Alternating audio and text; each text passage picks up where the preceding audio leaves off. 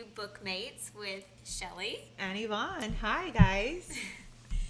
So we're coming to you with book number 2, which is Crown of Midnight. Yes. In the Game of Thrones. It almost, yes. Almost, yeah, kind of. Yeah. A YA version. Yeah, exactly. Super YA version. Yeah. Throne of Glass. But you know, that's something too, because if you think about it, TOG, Throne of Glass. Yes. GOT, Game Yes. of Thrones. And so I wonder it's if that's very, intentional. very medieval typecast vibe. Yeah. Which we talked about that. Like, I kind of had a hard time visualizing the time period. Yes, we talked about that a lot. Because there's carriages But that they talk about. Yes, So, but then, for example, for me, I consider a more modern time if they have running water. yes. So And they did. And they did. Because for her, her was- baths are very, very important. Uh-huh. Yeah. There's another series that we read that they didn't have running water. Yeah.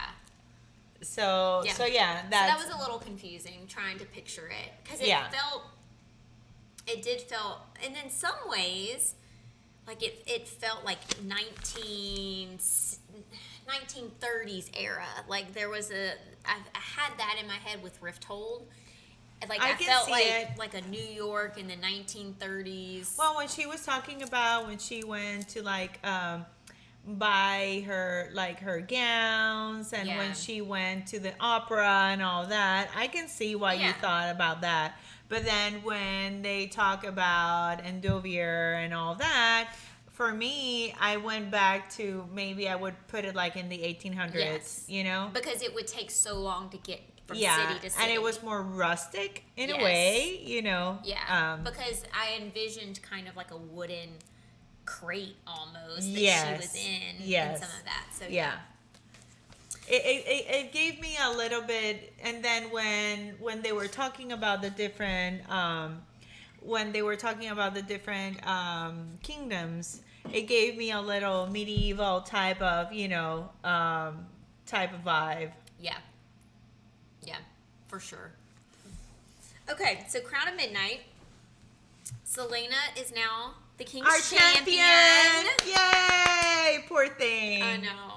And so Pobrecita. it really opens up with her immediately going on all the errands of the king.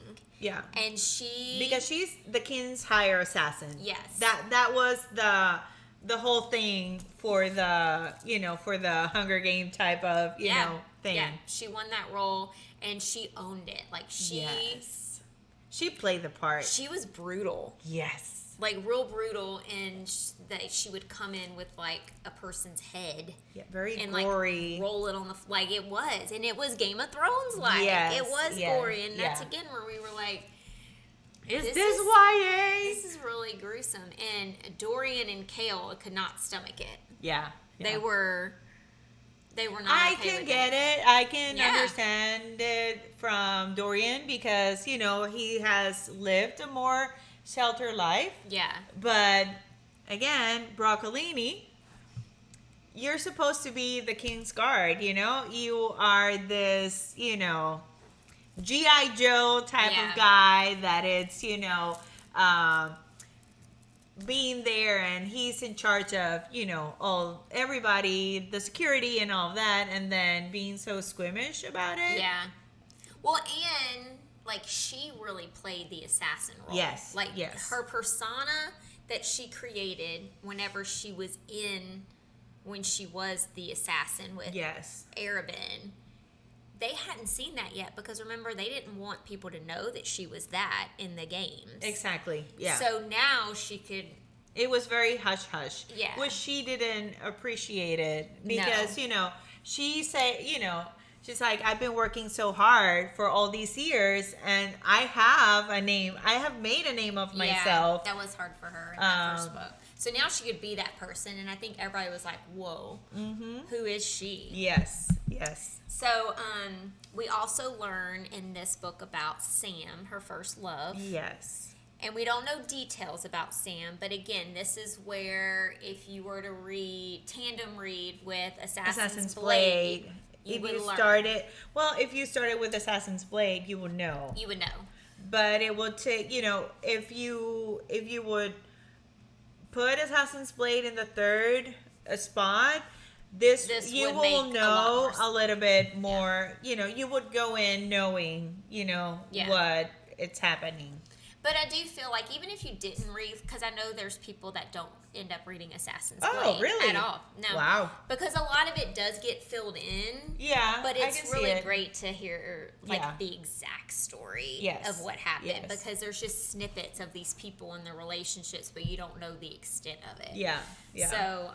So we find out about him, about Sam, and we found out that whole ring, he was killed and by that Rourke Farron. Well, yes, but she talks about that. Yeah, yeah. And then one of the other assassins. They talk about also that's the first time that we learn about Arabin. Yes. That was her master. Yeah. He's the king of the assassins. Mm-hmm. So that's where we learn about him. Yeah, we learn more about that whole relationship and how messed up. Yeah. Little bits of him. Yeah. In that one. And so we learn about that whole thing. And then we get introduced to a couple of new characters. Yes. The cousin, Roland, who Chaol doesn't like because I guess he took Chaol's girlfriend from him at some point, if you remember. Yes, I remember that. So they don't like part. each other. Yeah. And then we get introduced to Holland, Dorian's brother. Yeah, and also the cousin, Dorian's cousin. He came in and he didn't bring out the best in Dorian. No. Dorian, for me in the second book, I can see why Shelley felt like she did in the first book. That was for me in the second book, at the beginning of the second book with Dorian. Oh, so you didn't really like Dorian in the beginning of the second book then? Not that much. Okay. When he started tag teaming with his cousin, I was like, what are you doing, dude? Yeah. Well, because he was all he was hurt because Celaena chose Chaol. Yeah. I have a lot of. But with Holland, I got very Jeffrey from Game of Thrones vibes. Yes, 1,000%. That's what was popping in my head. Yes, 1,000%. And we didn't get a lot of him, but the little bits and pieces that we got, I was like, ugh. And he was a character that afterwards we just lost. Mm-hmm. His timeline was cut short very abruptly.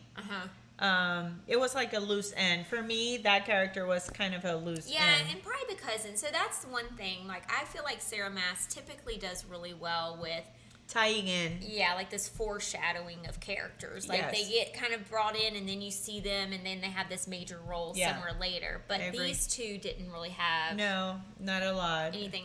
And I don't think that gives anything away by saying that. But, so that happens, and then she finds... Well, the king now is sending her on different, jobs. Yes. And one of the things that Chaol struggles the most in the beginning is, she gets paid really, really good for all those. And it's they send her to end people. Yes.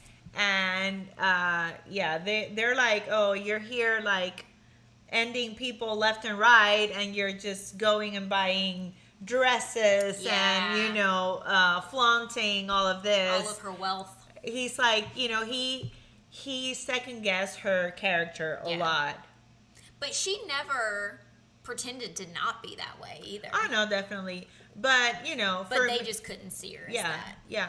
But for me, since the beginning, after, we will talk about this later, but for me, it's a part of a way that she,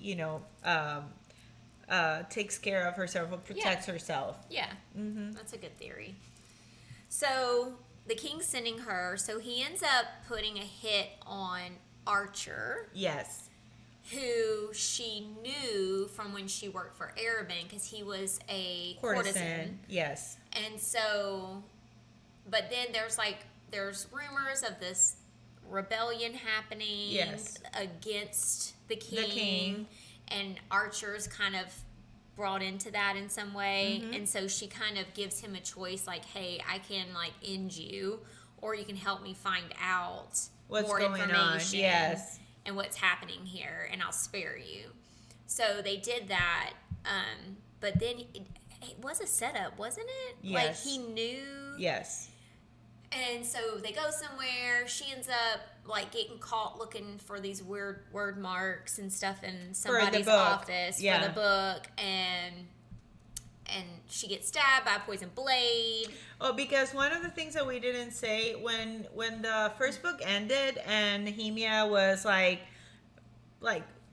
almost like chanting or doing something, everybody was talking about this mark that Celaena started having in her face, in her forehead.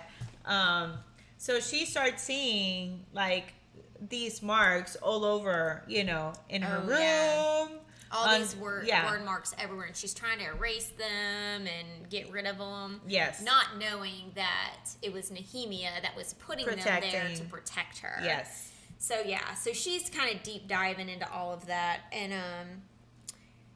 she gets like poisoned, and then Chaol like rescues her, and then their kind of little love affair happens. And in my opinion, I feel very strongly about this.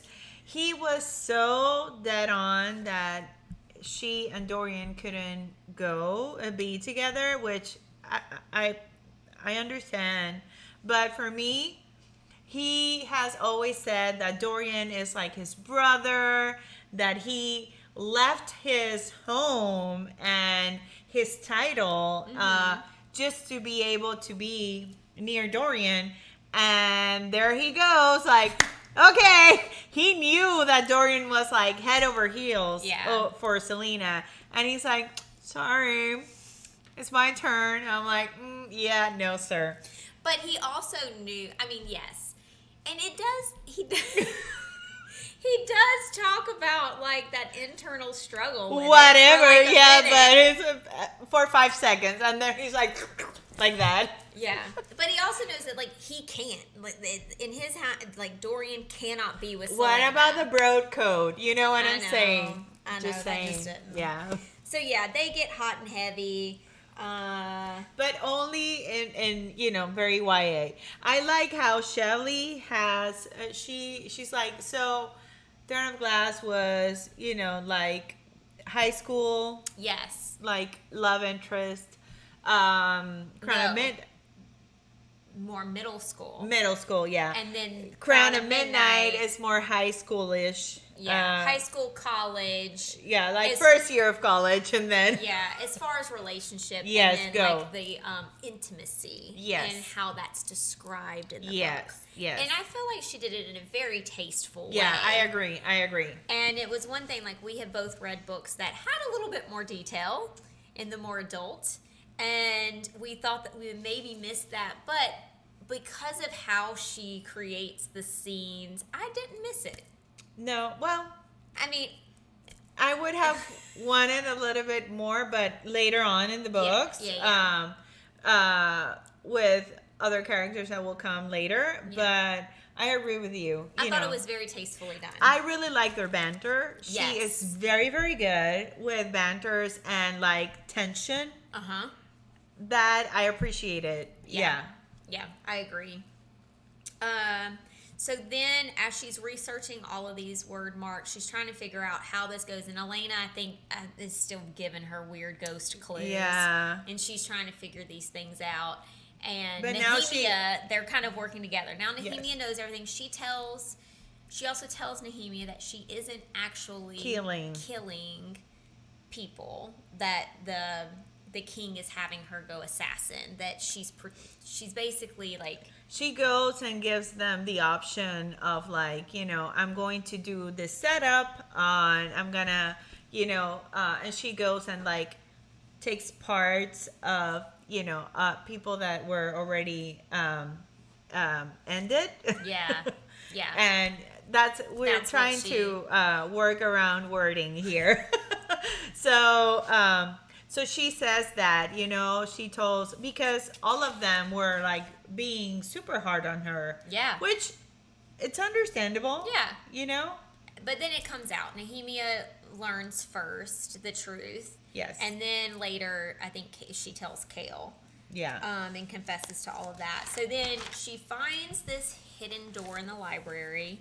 She feels like there's some type of darkness in that library, and that's maybe looking for her, chasing her. Remember? Yeah, because they thought that after Cain was done, like the weird, things, whatever things were happening. What did they call it? I don't remember the name. But my notes. Yeah. I'll look at my notes and see. So they started they thought that was gonna end, but strange things kept happening. Ritterak. Yeah. Ritterak. Exactly. Whatever that thing was. Yeah. That was like a weird, creepy thing. Like a gargoyle type thing, right? Yes. That were on the watchtowers. Like, weren't they kind of... And also, when she was battling with Cain, in one of the, it's almost, the way that I saw it, it was, they almost like push her into like this other dimension, and she saw a lot of those things. Yeah. And she was like, it's like, what is this? And they kept talking to her about the darkness, and that you will see later on is a foreshadowing for a lot of the things that are coming back. Because didn't she like peer into the portal? No, not yet. Okay, I'm ahead of myself. I think that's a type of portal as well. When she well we had not. Yeah, I think so too. Yeah. Yeah, I'm trying to go in order of events. Yeah. According to my notes. Sorry. Anyway. Proceed. Yeah. So I think Dorian's fine. He's catching on that there's something off with his dad and Parrington. Yeah. And then he's kind of noticing this pattern that they're all wearing rings. And remember, Cain wore the ring.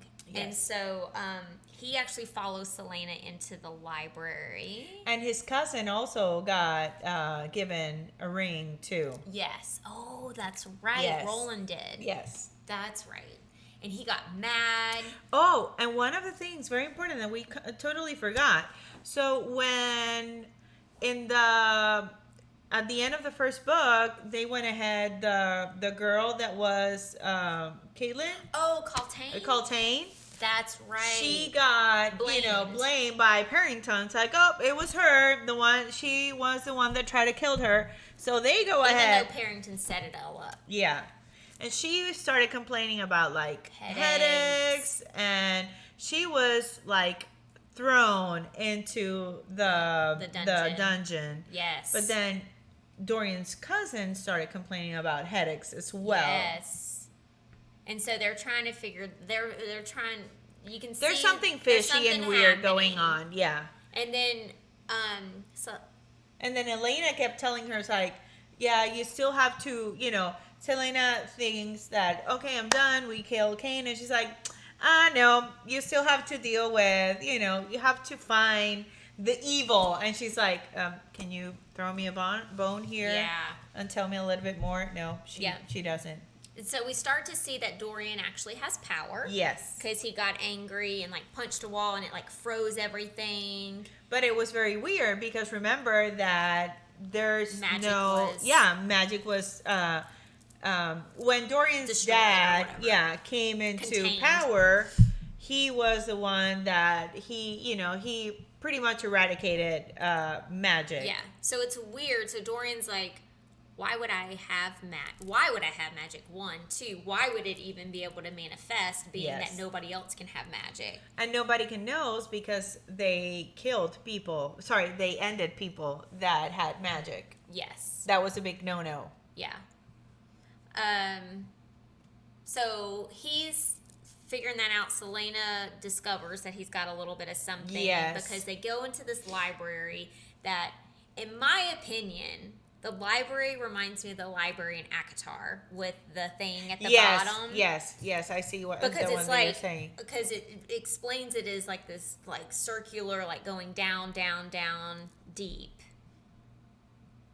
That's how I read it. Yeah, but I didn't do it. I did it on the top because they kept going up until the top of the tower, of the clock tower. Yeah, you're right. Yeah, so it would have been the up Yeah, part. Yeah, but it's the same concept. yeah. And so then we get introduced to this creature. Yes. That was so scary. I remember sitting here. I was reading it. My kids were over at like playing a game with their dad, and I'm reading. I was like, "Oh my goodness, I'm so scared!" Like, and I'm like it was like explained like fingernails, like it was going horrible. against the wall, Yes, and you kept like walking.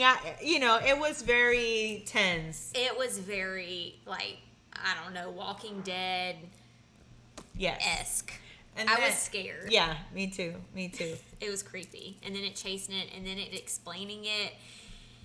And it was her and Dorian that were there. It was her and Dorian even ended up using his magic, and that's how they were able to like seal him. Yeah, right. But then she was talking about him. She was talking about it, and apparently that was like it was an abomination. But they kept talking about it had like almost like a little bit of humanistic. Yeah. Like characters still. Yeah, because features. I don't think this is giving it away for some of the other ones, but when in the next book when they talk about the skinwalkers, would that be? That's not the skinwalker. No, that's not. It would have been one of okay. Yeah. Yeah. But that one was really creepy. Yeah, and so then Celaena finds out about Dorian's magic. Yeah. And she's trying to help him. And Nehemia, too. She comes in and she is like, hey, I know about the wind marks.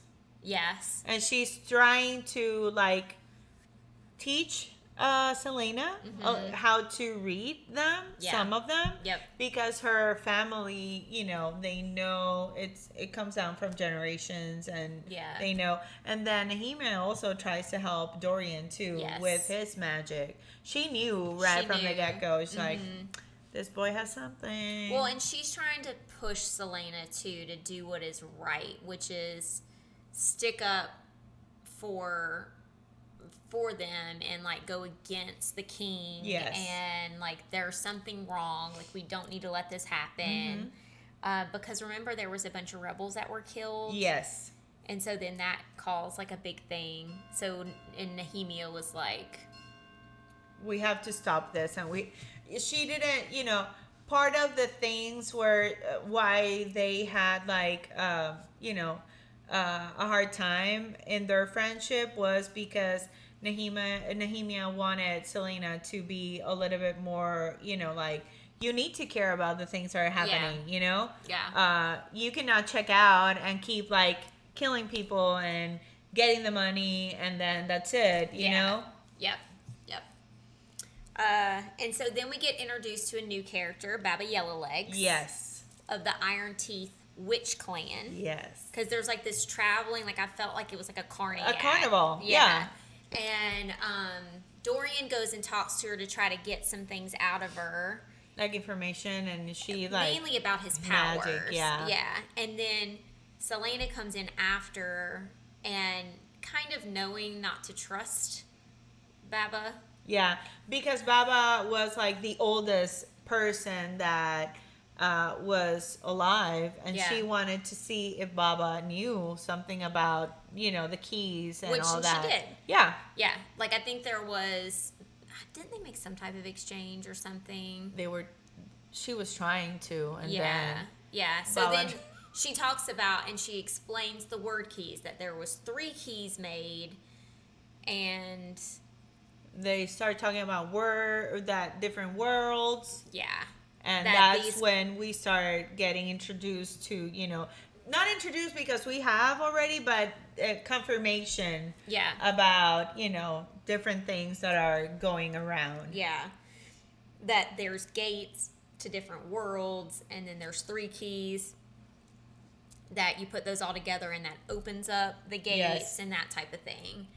And then because in the first book, this all came forward because she saw Cain opening a portal in the first book. That's right. Yeah, I forgot about that. And Cain was the one that was bringing like these monsters from another realm to kill the other contestants, remember? Yep, that's right. So that's why she wanted to start talking about, it's like, but what is this? And that's why she went to Yellow Leg. Yeah. And so then Baba Yellow Legs traps her and goes and crazy. Tries to kaput her. Like this old lady. Like that, I in my head, she looks like 150 years old. Yeah. Which she was way more than that. But she was... brutal. It reminded me of like some type of horror movie where there's like this like, you know, withering witch that's just jumping from... Yes! I mean, she was fast. Yes, she was. Yes. And, I mean, and so Celaena ends up... Yeah. And it's funny because I've always pictured her, like, her legs. Baba? Yeah. I always picture I remember Baba this. with her legs being like chicken legs. Yes! Because she does explain something. It was super creepy. Yeah. And then the iron teeth. Yes. That was a weird thing for me to try to visualize. Yeah. But yeah, so Celaena ends up killing her. But before she did, Baba marked her. Yes. Like, put like this kind of scar around her neck. I know, she like rips her a little bit. Okay. And that's why later on the other one knows, like, oh, you were. Yeah. So that will be there, and then it sends off a scent too. Yes. That she killed a witch. She's a witch killer. A witch killer, which is like a death sentence. So that all happens, and then Chaol gets captured. Mm-hmm. And it's always the last 100 pages of the book. It's... where, you know, we've slowly been reading a chapter here, a chapter there, and then the 100 pages, like, what is happening? Yeah, very, very intense. So Chaol gets captured. Celaena By the rebels. By the rebels. So Celaena goes in and just completely loses it and takes them out. Not really knowing, too, who she's taking out. She didn't know that they were rebels. No. Well, she knew a little bit, yeah. But she didn't know who was involved in the movement. Yeah. But come to find out, it was Archer. Yes. That instigated it all, and is basically a ruse. A ruse. Uh-huh. For them to go and Nehemia. Kill Nehemia. And it was a brutal, again, that's like where the descriptions were terrible. Yeah. And Celaena realizes it and takes off running and gets to the castle and finds her. Yeah. And during all this time, you know, Chaol knew that Nehemia was being targeted. Yeah. And because she was there as, you know, like a good faith person, because her family didn't want the king to go and, you know, and invade their land. So they sent her as an emissary. Yes. And she's trying to help out, and she's very vocal about some of the things that they want to do. Yeah. And that's why she was targeted. Yeah. But then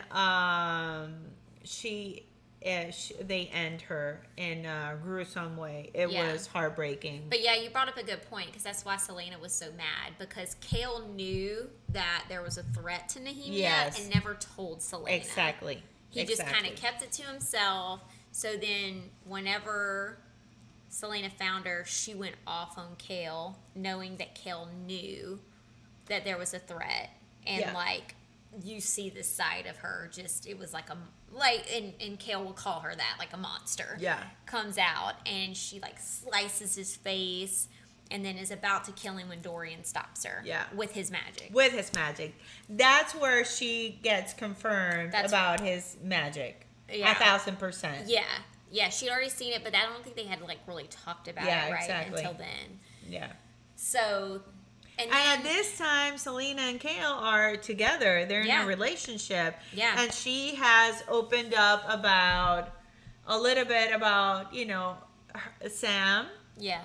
About how she, some of the things that she went through. And she, she becomes she softens herself with him. More vulnerability there. Yes. Yeah. And he took it for granted and like, sorry. Yeah. So then she gets thrown into the dungeon with Celaena, remember? Yes. Yes. That was why she got in there, right? Yep, because she tried to kill, was it? Wait. No, she didn't get thrown in. There was at some point she went into the dungeon and gave Celaena her coat. Yeah, and one of the times that she wanted to learn a little bit more about the thing. So she didn't get thrown in the dungeon, but she had visited the dungeon at some point. Yes. And gave Celaena her cloak because she was in there freezing. And, being the person that she is, she felt bad for her. Even though knowing that Celaena had, like, poisoned her. Yeah. She knew that there was something else there. And Celaena starts, like, talking in riddles and things like that. Yeah, so there was something there. Sorry, that side thought. No, but yeah. So anyway, that happened. And then basically the book ends with she wants to see Nehemia, and she figures out how to open a portal. Yeah. To be able to see Nehemia, like Celaena comes to see her. Yes. And with the wind keys. And then now Dorian's getting visited by the Ghost King. Yes. Gavin. Yeah. Oh, because we found out too that Celaena and Celaena are related. Yes. And she starts talking about her lineage. That's right. And so we learn more about that. Yes. Too. And And so again, more riddles that we're trying to decipher. And so she opens up this portal. Dorian gets warned by a ghost. The king, yeah. The king ghost, like, hey, you need to go stop her. Go get your girlfriend. Well, friend. Not girlfriend. And so friend. he goes in, and there's the monsters that are, like, coming out. So she's got to figure out how to close it, right? Because she goes with the guy, the courtesan. Archer. They open the portal together. Dude, I don't remember that. And that's when Dorian comes. Yeah. Archer leaves and flees. That's right. And then Broccolini.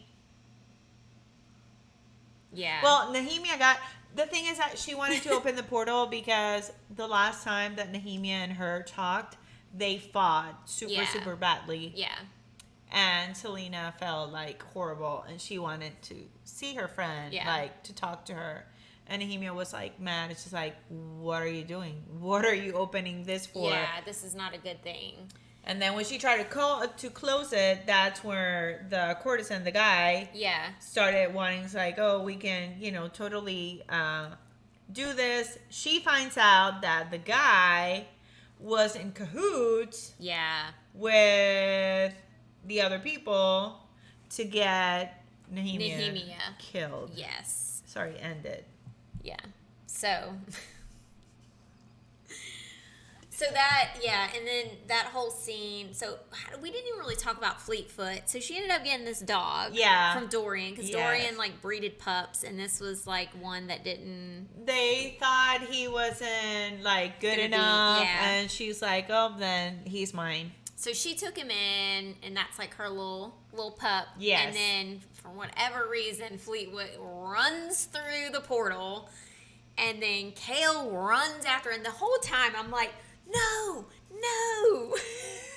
And also, we have to say that they have been talking about Faye's. Yes. There a little bit. Yes. And we have learned about her, heritage, but not 1,000%. Yeah. And that's when she jumps through and shifts. into Fae form. She is half Fae, people. She's half Fae. Half Fae. And what does Broccolini goes and does? So you guys like, oh my gosh, she's a monster. Yeah. When you're saving, you're behind. Yeah. See? Mm-hmm. He was not a fan. No. He was like... He only loved her when she was in a certain type of way. Yeah. You're right. You're right. And Dorian calls him out on it too. Yeah. In the next one. Yeah. But yeah, so that's kind of where it ends. Like, we're like, oh my goodness, she's Fae. Oh, and then she goes after the courtesan. Oh, yeah. Yeah, and she slaughters them. Like, in cold blood, and Chaol looks at her, and he's like... He couldn't believe it. Like, he saw her do it without remorse and in a gruesome way. So that was another reason he was like, oh my goodness, who is this? Heaps, whatever. I know. Insane. Yeah. And so that's where that book ended. Well, no. Basically. So, Chaol's dad comes into play. But too. was that in that one, or does that start? Yeah, it does. Yeah. That's right. Because he then wanted to say, well, if you want to save her, because then Chaol was like, if the king knows what she is. So he had a, like, whatever. So he goes and he's like, just leave. He makes like a deal with his dad. Yeah, like he will go back and be the lord of whatever the place they live at. Anio? I don't know. Or am I thinking of Frozen? Say Arendelle. So then she gets sent to Wendelin. Yes, because she on another mission. Yeah, for the king. Exactly. But actually, she is going to. In that moment is where she says, because they've always talked about this queen that apparently died. Yes. But it turns out that when she's leaving, she tells, she gives Chaol or whatever, Broccolini, the Eye of Elena. It's like, to protect it. Keep it so you're protected and all that. Yeah. And then she tells him some things, and it turns out that she is... Queen of Terrasen. Yes. She is Aelin. Aelin Galathanius. Yes. Oh, nice. Ooh, thank you. Yes. And we've heard throughout About the her. story about the queen, the lost queen that was probably killed when all the Fae. And Yes. So, yeah. And so that takes us into the book 3. Yeah. And when Chaol finds out, he like completely loses it. Yeah. It was kind of mic drop at that moment where we were like, oh my goodness, Celaena is Aelin. That part was like... Because I had no clue. I never thought for an instant. They started talking about Aelin, and I remember texting you like, I think Aelin is going to be like important, or something's going to happen with her. Something was going to happen, but I didn't think she would be her. Yeah. I mean, that was a really good shocker. It was, yeah. Book 2 ended up. I think that book 2 was actually what I was like, okay, I can see it. I'm liking it. Yeah, especially with that cliffhanger. Yes, that was amazing. And that's why Shelley started the book 3 right off the bat. Yeah, and you did Assassin's Blade, right? I listened to Assassin's Blade while reading Hair of Fire. Yeah. So that concludes our third podcast and our review of the second book. So, yeah, until next time. Bye.